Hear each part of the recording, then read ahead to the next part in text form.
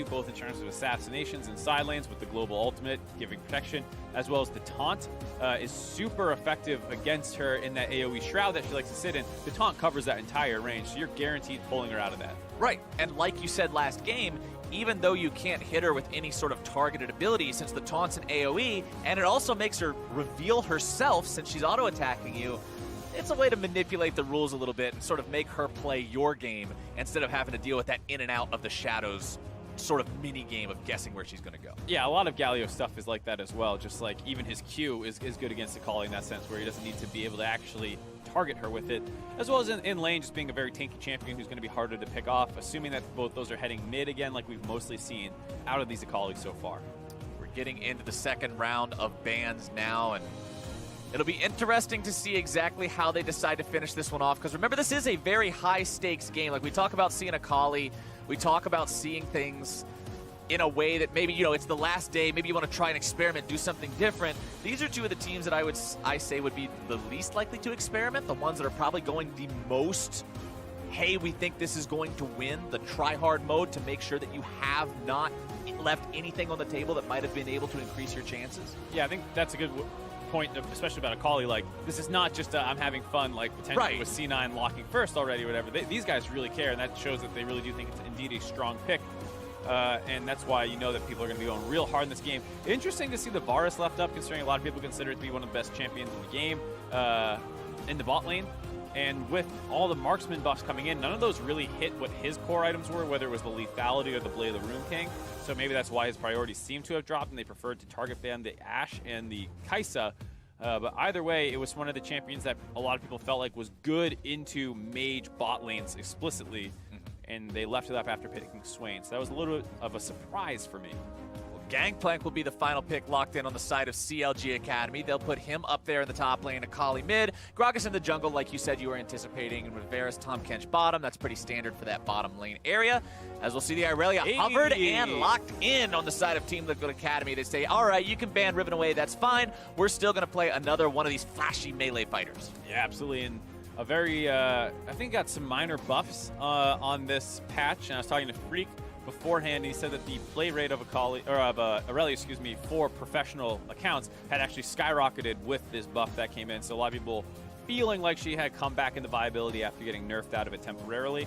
We'll have to see if she's able to have a good matchup versus the GP. She'll have plenty of all-in threat. He's not the most mobile champion, so potentially going to be able to take this one. Hey, there was a clip yesterday on Reddit of TF Blade getting a quadra kill on Irelia, and the enemy team instantly surrenders. That's the magic of Irelia. All you need is a couple buffs. Yeah, but now there's an Akali on the other team. Which one is more frustrating? Which one is going to manage to find the outplay against the other? That could be a super fun matchup to watch. I mean, let's be honest. Oh, both of them are in a side lane? Yeah, send those two into a side lane, a split push situation, and it all comes down to the 1 versus 1. I bet if I was playing the Akali and you throw your ult at me as Irelia, I'm just going to press W and sit there, because you can't get your Qs off. It's actually probably really good into Irelia in a side lane, because so much of Aurelia's power is loaded into her Q and the resets and all that stuff. You can just wait the marks out yourself. Just sit there, throw a Q real quick to get the extra duration on your Shroud. That is one thing we didn't talk about, is when the Shroud is thrown down, every time you pop in and out of the stealth, it will extend the duration of it, so you get it for longer, as opposed to literally just throwing the cloud on the ground and sitting AFK in it like you used to be able to do. They do punish that a little harder on the rework. Right. It's still pretty long duration regardless, but it can get very lengthy if you're really min-maxing that. But if I was against Irelia, I would take the AFK approach, because I do not want the Q resets on my face. Yeah, those resets are pretty nasty if she manages to land multiple of them in the same fight, but it looks like we're not going to get anything too crazy here early on at level 1. A couple wards thrown down here in the river brushes by both sides. Tuesday using a different Akali skin. This is Wait, eat some ramen Tuesday. We got to see if I was right. What was it? What did the other ramen look like? The other ramen was like an egg in it, right? Yeah, I think so. Looked like a couple meat things too. I'm not quite sure, but that was, the other one was, I'm pretty sure the other one was the Sushi Chef Akali skin, the one we saw Golden Glue use. Right. And this is the Blood Moon one. Yeah. So we'll see if she's got any fancy particle effects or anything like that for us as the game goes on, but going up against Insanity here, this guy that, I kind of want to reiterate what we've talked about with him before, because this is a player who, he's got the montage name, right? Insanity. Oh, yeah. He sounds like a guy that's going to be playing some really crazy hard carry champs and things like that, but he's just been a wonderful player to facilitate everyone else on his team doing well. He plays these teamwork-style champions like a Galio that doesn't need to completely dominate the game himself, but rather makes it so they've always got this reliable mechanism in the fights that they can fall back. Yeah, and speaking of being the team player here, it does not actually look like a great matchup as we're watching this one play out. The Doran shield on Akali giving a lot of sustain. The Q as well. Getting some good trades off against the melee range champions. Definitely an easier matchup for her than a lot of the range stuff we've seen her played into thus far. But like we said, it's a lot more, most likely, a team counter than a lane counter. So it speaks to your point, especially when we always talked about how much he seems to excel on global type champions. Once again here, having the Galio to help with those globals. Tuesday timing that well, waiting for the taunt to run out before he follows up for more damage at the end of that there. Takes a turret shot, so the trade's not quite as nice as he would have liked it to be, but he still forces his opponent back. That means Insanity will have to expend the teleport here very early on. And I am super surprised to see Viper getting some trades on the Fallen Bandit here. Nice barrel chain combo. I am super surprised to see Tuesday with a cleanse of all things. Yeah, he really doesn't want that taunt doing a lot to him. And I mean, when you look at what that'll get him out of, yes, it gets you away from the Morgana binding. It'll get you out of a never move from Swain, I guess. But Hard's making the play here into the top side. Fallen Bandit wants to flash out of that when he will stay alive.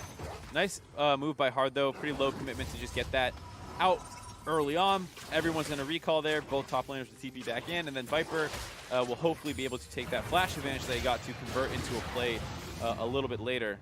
But yeah, to your point about the cleanse, while there are a couple abilities that you can cleanse on the enemy team, most of the time people only take cleanse when it also helps in laning phase, because if you're not going to ever get hit by a binding for the first 15 minutes of the game, you effectively have one summoner. It's not going to be really useful against the taunts. It's not going to be anything against Hard for the most part. So an Ignite would have got him a kill there. Didn't have that one.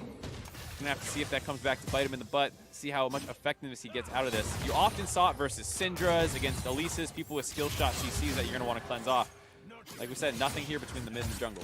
We'll keep track of how much it bites him in the butt versus how much it saves his butt as the game goes on. Oh, yeah. Bindings might find their way towards him, but now Wiggly's in some trouble. Damage coming over the wall, and the flash with the lightning comes out from Shorty to grab kill number 1. Phil trying to get Otto out of here. They're both going to be taken rather low. The binding comes out from Joey, and Team Liquid Academy looks to find kill number 2 for themselves. A little bit more damage onto Phil will be found there as Hard picks up that one. Oh, just a disastrous invade for CLG Academy there. They tried to get some pressure on that blue buff that was left up for that gank to work on the top side, but it happened too slow, and it allowed the rest of TLA to get back there hard, able to get involved in that collapse. Insanity completely ignoring Tuesday and going for the flash double taunt onto the bot lane. Good decision by him there, and they get those 2 kills. Insanity now trying to force a fight out here onto Tuesday in the mid lane. Does find a good amount of damage onto him. Takes some in return, but these trades are looking a lot more even. Let's take another look at this invade from Wiggly. Yeah, you see Wiggly just really far ahead of the rest of his team. Even though this is a classic mistake that a lot of junglers make in competitive play, as we see the punish come in here as they keep dying. What often gets communicated by bot lanes is they say, we have priority. And as you see on the minimap, they actually have the wave pushed in under the turret. And whenever you have priority, that's assumed to mean I can move first. Right. But TLA was you can always sack your priority and still move and just give up the minion wave. Yeah. And that's what TLA did there with the fact that Joey just moved right away. They said, I'm not going to care about this XP. I'm going to protect my blue buff. And CLG was not prepared for that, as they were kind of tunneling on the fact that, hey, if they save for this minion wave, only we can move. But the enemy team sacked it for those 2 kills. We have priority as conventional wisdom, and they simply took an unconventional approach towards it by giving up the minion waves, which led to them going up 2-0. So a good choice for Team Liquid Academy. Absolutely. I mean, the amount of times that in a scrim review, we looked at an invade that went bad, and it started with the words, I have priority, and then followed by the enemy team showing up first. Let's just say it was more frequent than you would think. Viper getting some good use there out of the ability to utilize that Irelia W, negate some damage. We've seen him getting some good trades so far up against Fallen Bandit here on the top side. He has the level 6 now, but it's going to be both junglers showing up here to the fight. Viper going to be taken very low, looking to find the damage onto Fallen Bandit, who gets the kill back onto him. Oh, he throws down the ulti to keep Hard away. Can they make this a 2-for-0? If CLG Academy can turn this all the way around, it could be pretty big. Otto finding some damage onto Shoryu here in the bottom lane now as well. Good turnaround from CLG. And this is a tough start for TLA up on the top side, at least. They put a lot of pressure into Fallen Bandit to get that flash, and no surprise, they try and make a play up there as well. But Wiggly bouncing right back from that invade, showing he still got his head in the game, knows that's where they're going to want to go next. So after that blue buff secure, both junglers knowing the next point on the map is going to get pressured, they go topside and are able to protect the flashless GP. Like that devour there from Phil as well, making sure Otto doesn't take any more damage on the follow-up from a well-aimed binding coming out from Joey. Tuesday in the mid lane here, remember, does have the level 6 on Akali, but it's not that same old Akali that means you're going to be dashing all over the place. Much more limited mobility coming out, well, at least limited uptime on mobility coming out from the new Akali ultimate. Both of them hitting level 7, and the farm's dead even. Yep, farm is dead even. The mobility argument is an interesting one around the new Akali because at least old Akali had to be targeted towards an enemy. Yeah. New Akali can, while having long cooldowns, throw them anywhere. And so in a lot we saw that last game as an escape mechanism. Yeah, he was able to use that ult defensively. And so the new Akali actually has substantially better defensive options available to her. You lose a little bit of MR and that instant pop from your W, moving you to some part of your Shroud. But in exchange, you don't have the unlimited uptime offensive. Yeah, you give up a little bit of offense for way better defensive tools. Liquid Academy now deciding they can pick up this Cloud Drake rather easily for themselves. Hard can solo that one down on the Kindred here. Considering he's got the Blood Razor completed, percent HP damage is pretty effective against big HP sponges like a neutral objective. As mid lane, it's 1 versus 1, and Insanity wins that one pretty handedly. Does get that trade in his favor early on. Luckily, the Shroud protected Tuesday from the passive slam from Galio coming in. Otherwise, he would have taken even more damage there. Showing that you still got to be careful. Galio is pretty good into a lot of melee matchups.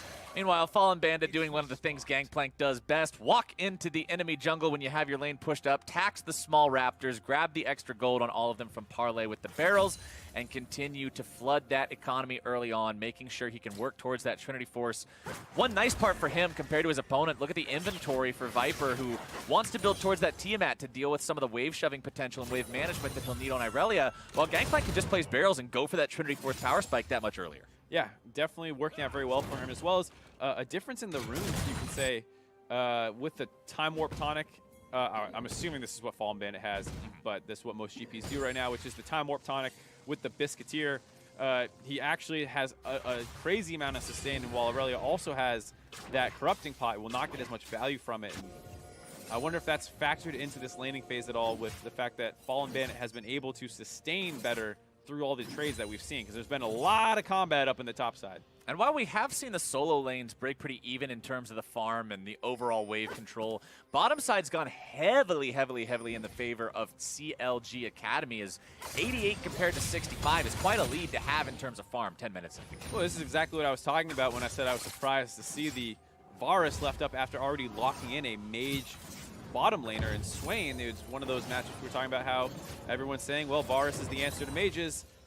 You pick one, you ban out two things that previously mages were pretty good into, and you're left, down 20 CS 10 minutes in the game after already repelling a blue buff invade for a kill on the enemy support. So we'll have to see if this factors into their team comp later on. It does work well with Kindred and things like that, and maybe the Varus being not mobile is better than the Kaisa, so you can hopefully lock him down, but 10 minutes in the game, not a good look.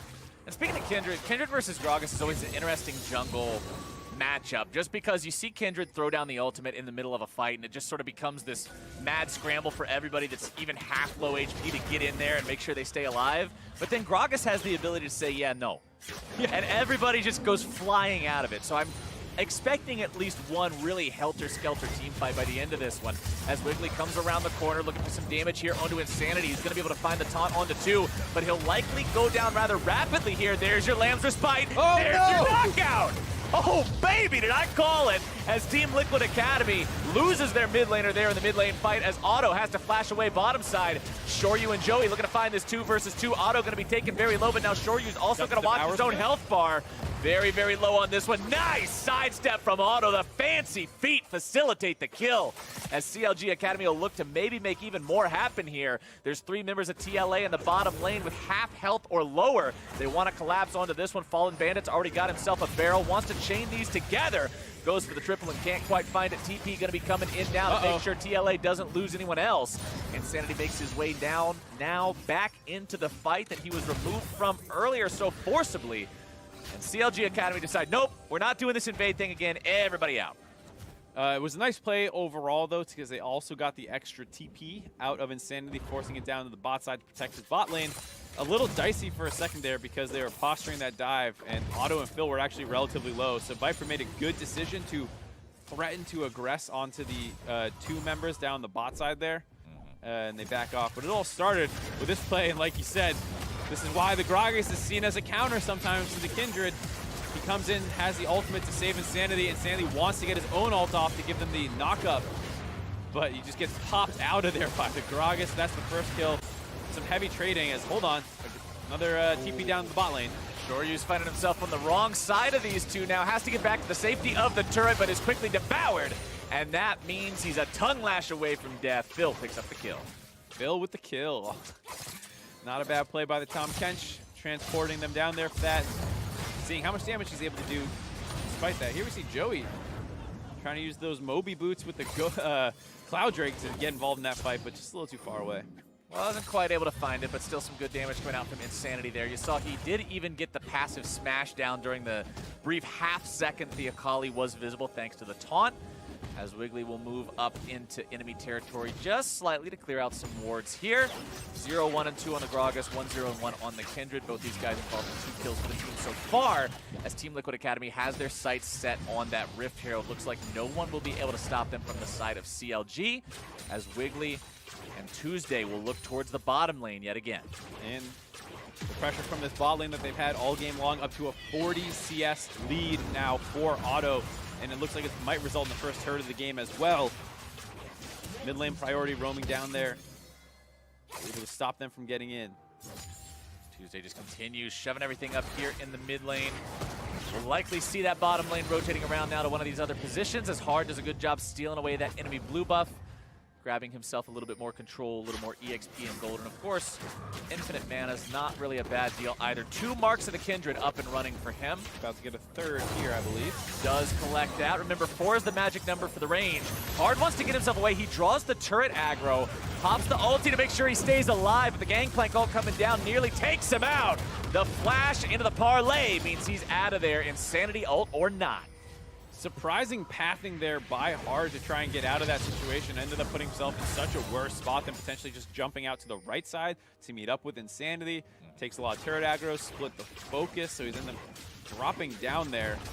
A big miscommunication, it looked like, between Viper and Hard. And with that, the fact that Insanity ended up on the top side, no one's left mid, and the bot lane of CLG is able to rotate to the mid lane with that pressure from the bot side and grab their second turret of the game. Dying and displacing your mid laner is a pretty big green light for your opponents to then immediately look for an objective. And after you found an objective, why not go for a twofer?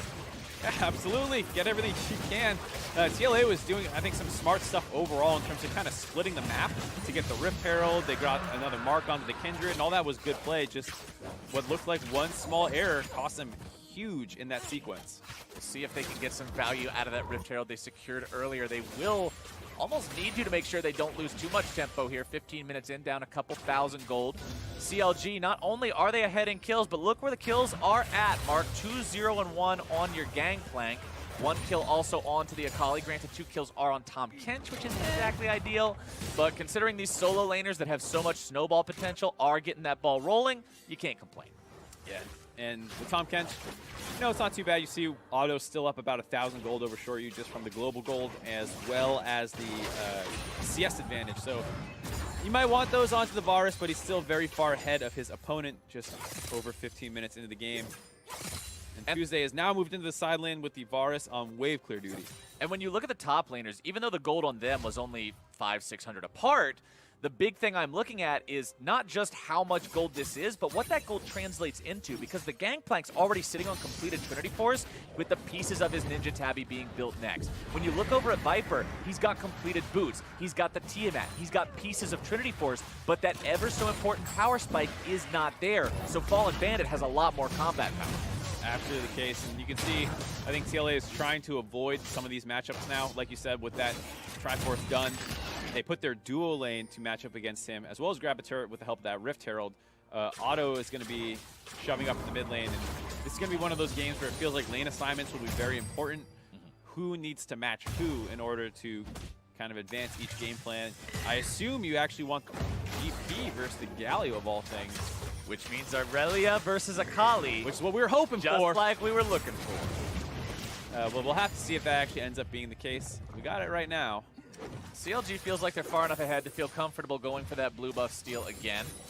Not going to backfire like it did the previous time. They're back so many minutes ago.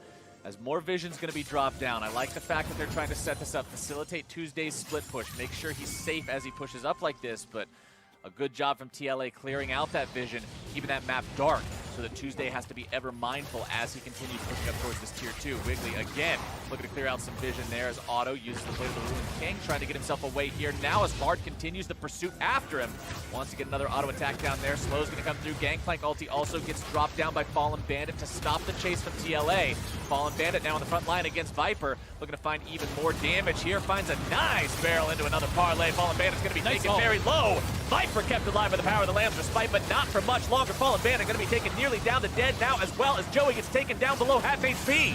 Into the middle of the fight goes Phil, looking to keep these guys alive. Tuesday barely walking himself away through the Shroud. He's going to flash to the safety of the turret. TLA looking to run him down even further now. Grabbing the kill onto Phil, makes it 3 for 2. What a crazy fight as it looked like it started with TLA going too hard. They blew a lot of cooldowns to try and drop onto Otto. They couldn't find it, and CLG are actually ones to take the re-engage. But TLA looked like they out-executed just a little bit with the Kindred being able to keep the Aurelia alive enough to bait a really big fight there. And Tuesday actually got gobbled up, I believe. So we'll take a look at this. They try and go into Otto right away, and the GPL is going to stop this one from really working. And then they see that they have the HP advantage with Viper being low after Fallen Bandit takes this trade, so they just want to go here.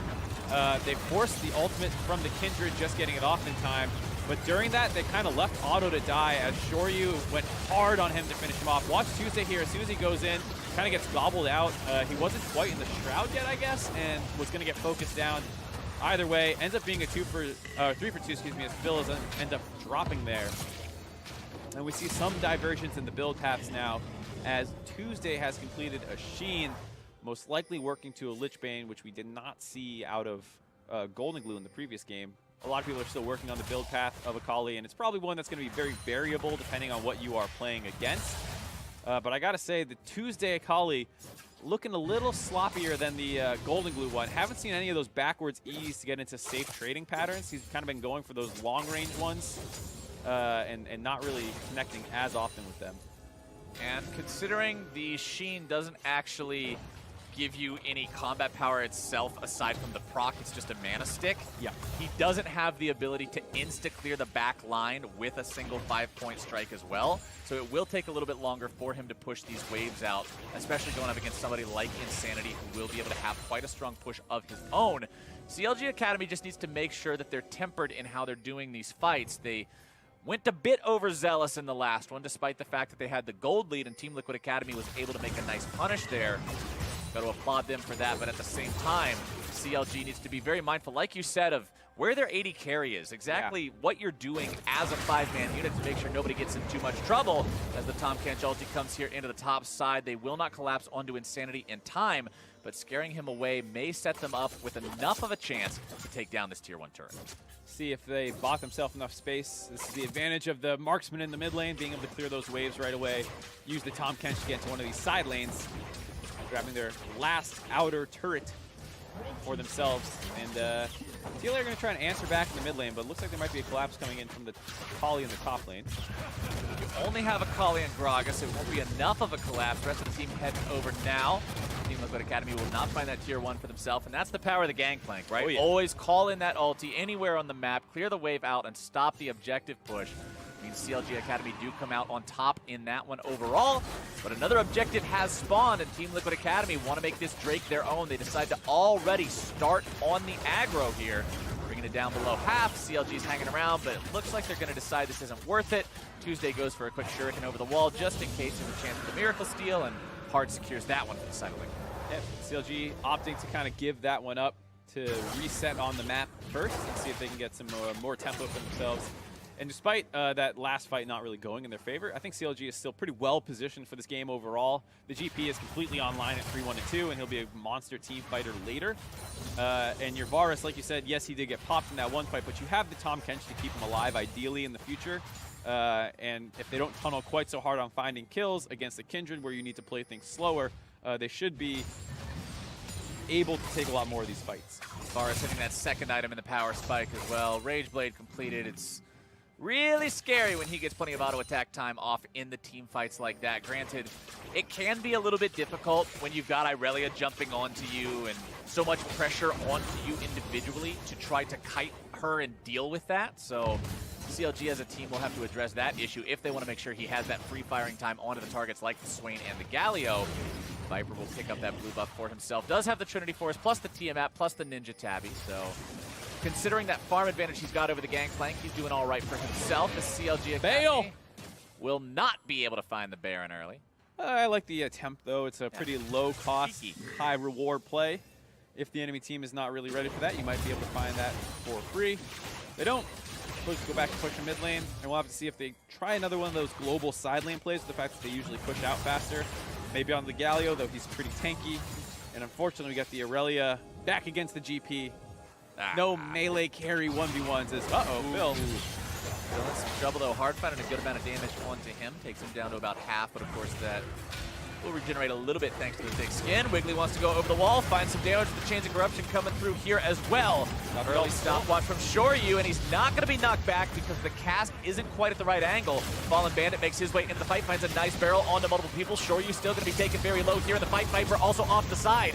Lamb's Spike comes down, keeping Joey alive. Viper still looking to chase down onto Otto here in the back line. Joey's the first casualty of this one. Viper still taken low, but he finds the kill on Wiggly on his way out. It's still a triple kill for Fallen Bandit. CLG Academy has won the fight for now, but can they find anything else? Bandit himself rather low on HP, Phil low as well. Otto going to be taken down very, very quickly here. Hard can't quite be taken down just yet, and that means CLG Academy heads for the hills. Hard goes deep underneath the enemy turret. Fallen Bandit grabs the damage onto him. No. Insanity's going to be slowed down, but the winds of war do blow, Mark, and it's a double kill for TLA. What started out looking like a great fight for CLG gets completely turned around as TLA get the ace.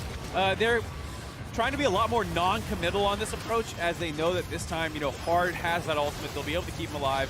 The ultimate by Wiggly did not get the knockback quite they were looking for, but they're already starting to retreat as it felt like they knew Irelia was coming from the flank, so they're ready to peel back in a moment's notice, and that's exactly what they do as soon as Viper goes in.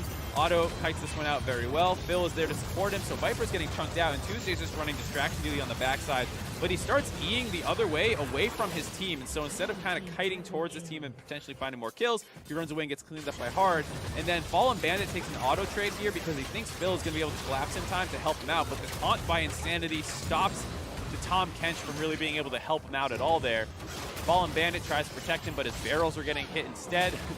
They do find that one kill, but cannot quite sidestep the Galio Winds of War, who then finds that cleanup under the turret.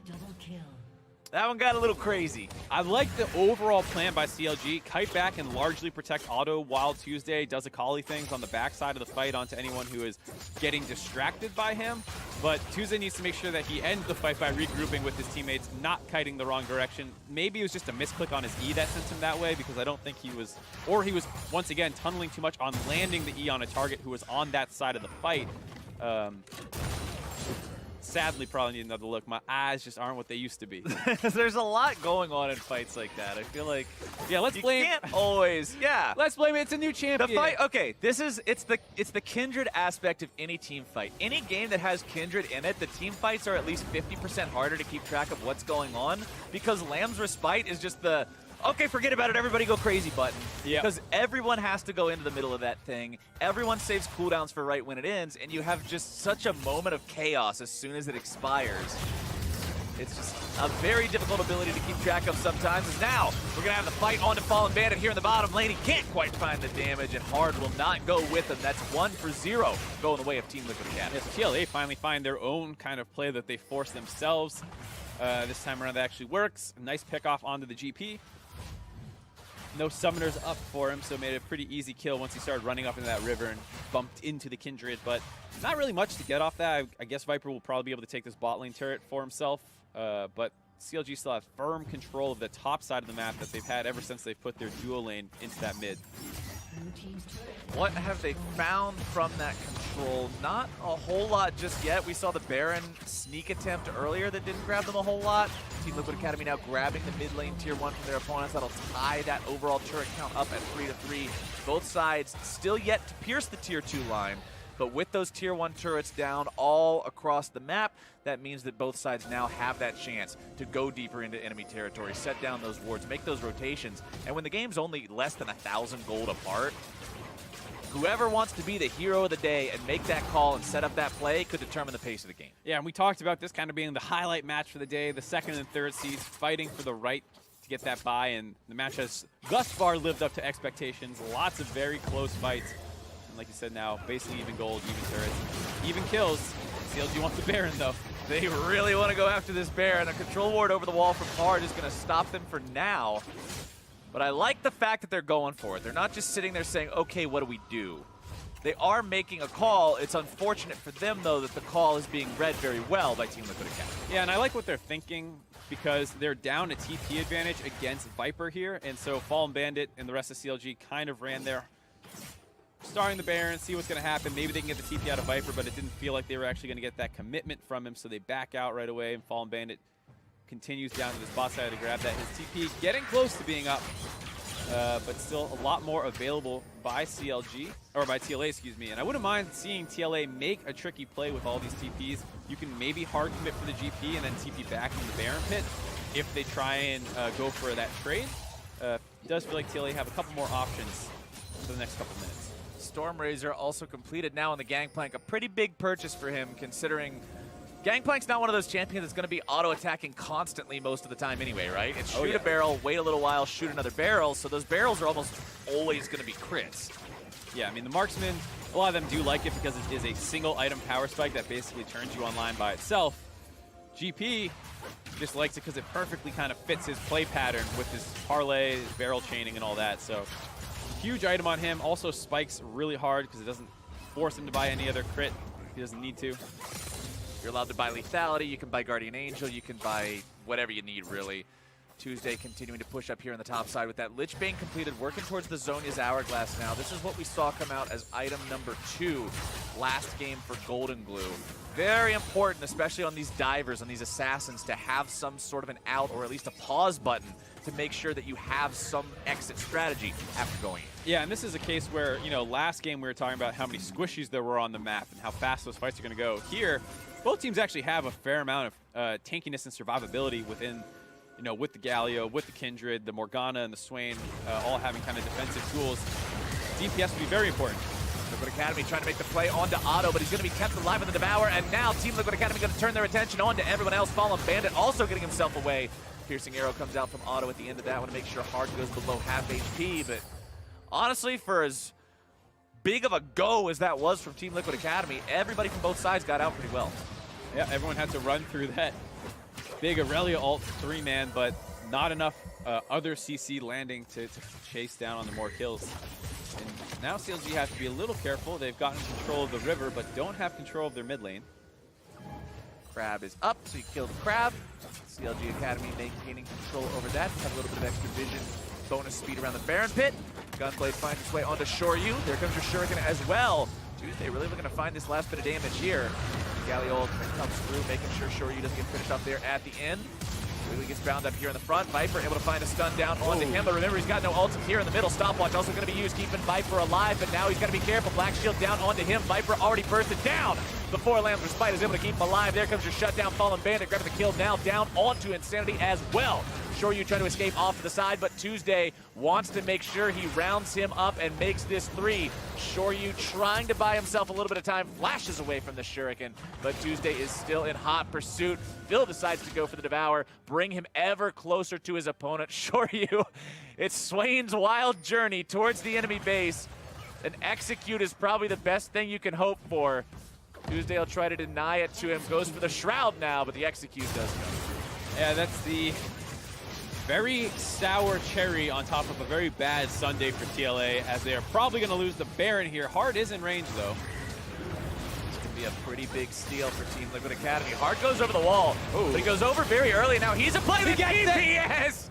You gotta be kidding me. Hard with the hero play for Team Liquid Academy.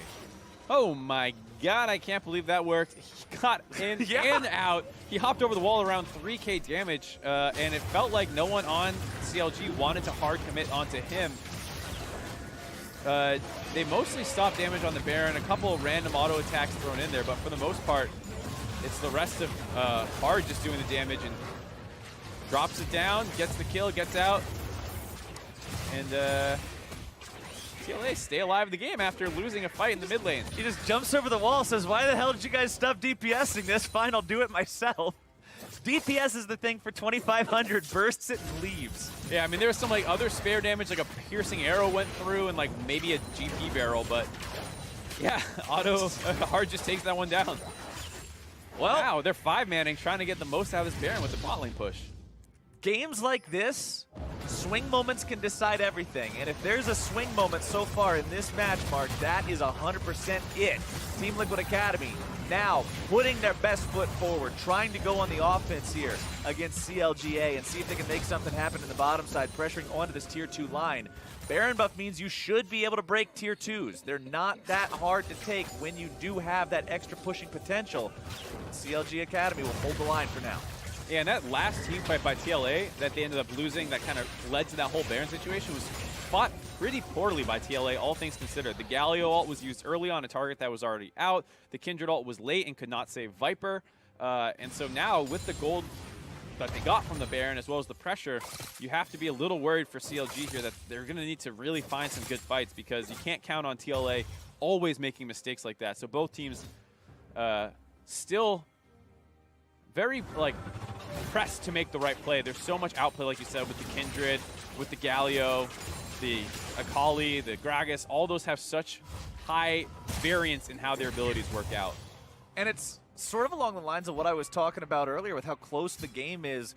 Whichever team can make that big play and sort of take destiny into their own hands is the one that will decide the tempo of the game going forward. But the problem is, CLG has a great team fight where they take destiny into their own hands and control the fight and control the pace of the game. And then Hard says, no, you can't have Baron. And then he takes everything into his own hands. And now we've got a game that's essentially in the same state as it was before. Pretty much, all things considered, the gold lead still 1,000. A couple more kills, though, on the scoreboard for CLG. All right, we got some more kills. Yeah. But it's still the same story being told between these two squads. We'll see who ends up deciding to go for the fight here. It's 40 seconds left on Baron buff for the side of TLA. Also worth pointing out that along with Lamb's Respite to stop people from dying, we currently have 2 Guardian Angels, a Gargoyle's Stone Plate, 3 Zhonyas, 4 Zhonyas across both teams, right, and a QSS. There's so much stuff in as well as Tom Kench, Devour, Morgana, Black Shield, Galio Ultimate, Gangplank Cleanse, Akali, or not Akali, Irelia Damage Resist, Akali Shroud. There's a lot of ways to not die in these fights. Yeah, and that's what we were kind of saying too. Like, it's one of those things where there's so many, it's so hard to lock someone down and actually get a kill. As people will, a lot of it will be about trading cooldowns. If you can bait the Galio ult without using too many of your own resources, the fight gets just a little bit easier. If you can bait the Kindred ultimate without hard committing and then leaving your AD carry to die. Like, feels like both these teams are, every fight, learning a couple more things that they should be doing in the next fight. When I was talking to Azale one time about WoW PvP back when he used to be #1 WoW PvP world, and he was like, and I asked him, so what's the basic, like, fundamental thing? Like, if you had to simplify this down to PvP for Dummies 101, how do you get good at this game? He's like, it's all about making them spend more valuable cooldowns than you're spending, and then eventually your rotation is just good and theirs is bad. And then you kill them. Right. So that's essentially what you're trying to do here. Say, okay, I'm going to use my Gragas ultimate, which is a 60-second cooldown, and trade it for your 90-second cooldown Lamb's Respite, and I'm going to out-PvP cooldown you. Yeah, and it works even more if you can get good vision control, because then hopefully you can even just use your Gragas Body Slam to force out a flash or something, as all those are back up. Crab control remains ever important. That one's going to be secured by the side of TLA, as we'll see more wards be shot to pieces. Elder Drake spawning here in just a couple of seconds. It's going to be quite a juicy prize for TLA, while CLG Academy only has one Elemental Drake under the belt, so they're largely concerned with just keeping it out of Liquid hands. The Fallen Bandit's content hanging out here on top of this control ward. He knows if somebody walks too close, he's got the barrel with the Storm Razor ready to go. TLA, going to turn into anything else. They have a ton of globals up, and yet are kind of agreeing to go into this 5v5 bait around the Baron, because it feels like they're so concerned about late TPs or not having a good ward to TP to that they're just prioritizing the 5v5. Gangplank ulti comes down. Viper now, potentially in a pretty bad spot here, decides to go back into the entirety of the team. The Galliwall coming down, only finding its way onto Wiggly now. As the kiting continues, Lamb's Respite going to come down, keep everybody on the side of TLA alive. The heal goes through, the damage comes down. Viper going to be taken low, still left alive. Tuesday with the stasis in the middle of everybody. CLG Academy now going to be taken low in their own right. Otto goes down to the back line as Hard grabs himself a kill. Phil's going to be taken nearly down now too. A double kill over for Insanity. Fallen Bandit comes up to the Guardian Angel, but the shutdown comes through and the ace is there for TLA. And that was exactly what I was talking about from the last team fight, where TLA missed a ton of their key ultimates to lose that fight. This time around, monstrous Galio ultimate, monstrous Kindred ultimate to allow them to actually survive that fight, because it started everyone alive. It started horrible for them. They were completely split. Viper looked like he was going to die. Sure, you got completely chunked out on the backside of that fight, but they're still able to take it with all those defensive cooldowns coming in, as CLG were not patient enough, you could say, in baiting them out. Also worth noting, despite the fact that Viper looked like he got 5-man engaged on and then dove directly into the back line to set up Galio at the beginning of that fight, his Guardian Angel's still up. Oh my god. That's gross. It's still up at the end of that fight somehow. And that's why we talk about this guy being such an amazing carry player. Going into that fight, transporting the Galio for his team, and then staying alive throughout the entirety of that fight. Absolutely crazy. And with that, they also grabbed the Elder Drake. Good usage of their resources after the fight, only sending 2 to take the inhibitor and leaving Hard to solo that down. Now they're very well positioned to use those advantages to secure themselves the Baron buff, and then hopefully the game after that. Oh yeah, but you've got the bonus pressure from a wave of super minions, as well as the extra damage on everything you do from that Elder Drake buff. What are your opponents going to do? Look at Tuesday. He is popped. And Team Liquid Academy now has themselves a fantastic 5 versus 4. Viper wants to get in there, set up some kind of a stun. Can't get in range in time. But now for CLG Academy, what do? This Baron, TLA territory. Yeah, almost nothing to do about this now. They probably don't have the tools to fight 5v5. Gonna have to sack this one and wait out the Elder Dragon, and then maybe take a fight around one of your inhibs to defend them. It's looking rough. It's looking tough. Good TPs by TLA, and here's this fight once again. So finally getting time to look at it. Tuesday over the wall, splitting this. The GP also splits in two. Viper decides to go in with that ult dropping down on top of him. Hard kites over, and Shoryu, after getting chunked out by Tuesday, is able to stay inside this. And the Gragas ult was already used, so when they go in to try and clean this fight up, a number of kills happen with Shoryu popping his ultimate before he died to chunk people out.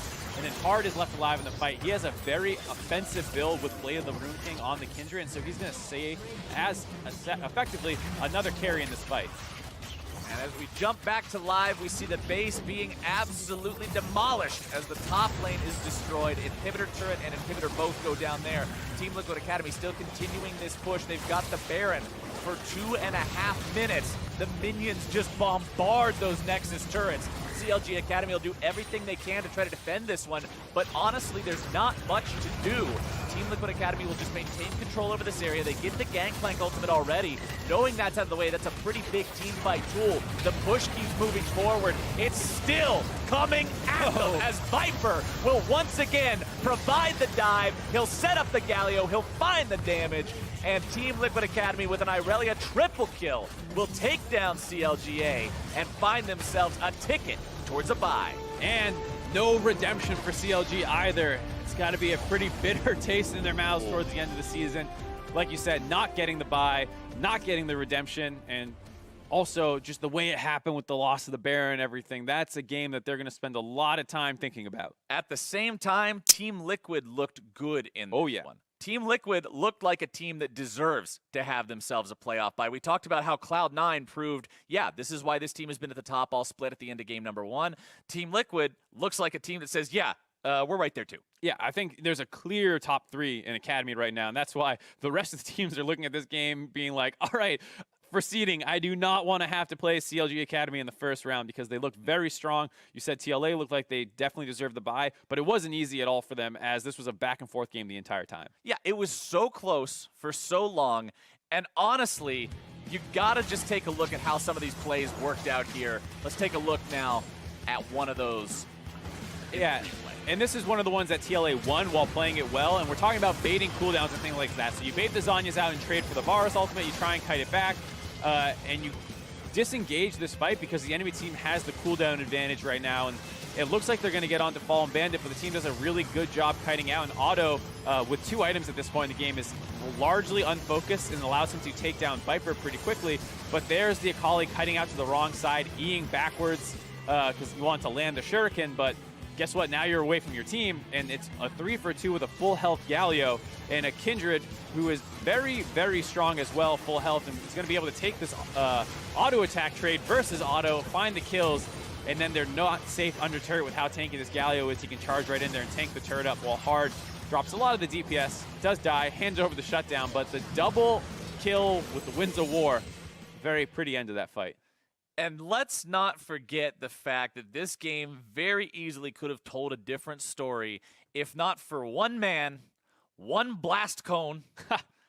I don't even know if it was a blast. Didn't he just jump over? I think he might have queued over. Yeah, I'm pretty sure. One man, one Q, and one big Baron steal that honestly just won TLA the game. That Baron steal set them up to get to a point where they were able to win that game-breaking fight near the Drake that we saw. Let's take another look at that now. 37 minutes into the game, Viper goes in. Hard not only saved them at that Baron when he was able to steal it, but he saves them in this team fight as well. He's kiting forward to meet up with the Galio and the Kindred, or the Irelia, who were diving into the backside. He's able to get a great ultimate off that protects not only his front line, but his back line. As everyone meets in this one area, the Giant Swain ult, as he dies, is able to get that one off. Irelia is able to stay alive, not even get the GA pop, despite looking like she was going to get blown up at the start of this fight.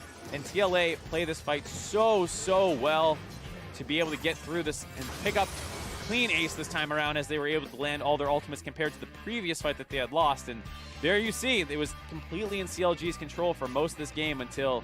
Look at that gold grab. Wham is right. That is a vertical line. That's a double black diamond if you're skiing. You don't want to go down that. No. That thing is horrifying. Or absolutely amazing if you're the side of Team Liquid Academy, because we talk about the struggles, even not just in Academy play, but even in LCS play, of teams to be able to close out the game, right? Like, you don't want to run into that wall of, okay, how do we actually end it? That's the good kind of wall. That's no bunny slip. That's the kind of wall you want to see for how you end these games. But to hear more about the victory now, I'd like to welcome Joey to the broadcast here via Skype. Joey, how you doing, man? How's it going? Oh, hello. Doing pretty good. Good to hear. Yeah, after that, it was a very back-and-forth game. Talk to me about what it was like playing in it, and was it as crazy as it felt to watch? It was definitely pretty crazy. I felt like at a certain point, we stopped really like making calls. We kind of just started like fireball snowballing as like a team. Yeah. Really didn't play macro that well. It was pretty Clown Fiesta by the end. So what do you think drags you into that? Because there were a number of new champions, with the Akali coming in, as well as the fact that there was a ton of defensive cooldowns, like for both teams, like Tom Kench Ws, the Kindred ultimates, and all this stuff. Is it that there's so much to talk about how to play the fights better that you start tunneling on that, or what do you think is it that makes you start dropping some of the macro focus? It's just like you get to like it's a big game for us, right? So like there's a little bit of panic that sets in. Like it's getting late game, everything like matters. If you make a mistake, that could just like straight up cost you the game. So that like adds into it. Plus like we didn't play too much against Akali that much this week because we didn't really think that they would play it. So there's just a lot of factors that just contributed to us not really getting it. So mid game, there's a big team fight. You guys don't come out on top of that one. Then they go for Baron, and Hard just goes in and takes it. Talk to me about the comms, what they were like during and after that fight, and then after the Baron steal itself. Basically he was like, I'm stalling because like they had 2 people chasing him. Me and Tony were like, all right, we just have to back, reset, go to Baron as fast as possible. And like I have so much trust in Tony, like I had a really good feeling that they were just leashing him Baron. So it's like never 50-50 when you have Tony on your team. Never 50-50 with Tony. I love that. I love that faith in the teammate, man. Yeah, that's always good to hear. Now, talking about the fact that you, with this win, got the bye for yourselves in playoffs, is that something that you guys are excited to get? And how are you feeling heading in there? Is there any teams you're scared of? It kind of sucks because like we don't get to play the extra stage game, right? Yeah. So we like miss a round of stage games, but it feels really good because we're like 5 rookies. We had similar standing that we did last split, even with Mickey, who's like an insane Korean player, and so that feels really good. I think I'm most scared of Clutch, but every other team not really so much. Ooh, that's, I think, interesting to a lot of people because C9 has kind of quote-unquote dominated Academy so far this year. Eyebrow arch out of you on that. So why is it that you think Clutch is the scariest opponent for you? I don't know. I feel like they've been like really playing a lot better towards the end of the split. I think Vulcan's actually really insane, so I think that he'll probably carry them because after he played LCS and he didn't look too good, he started to play a lot better in Academy. So I think that their 2v2 bot is pretty good compared to the other teams in the Academy. Well, hopefully these playoffs end up being a lot of fun to watch, at least as fun as that game was, because it was quite a battle between you guys. It was a lot of fun watching you again. Congratulations once more on earning the bye and punching your ticket to the semifinals, and we look forward to seeing more of you as the postseason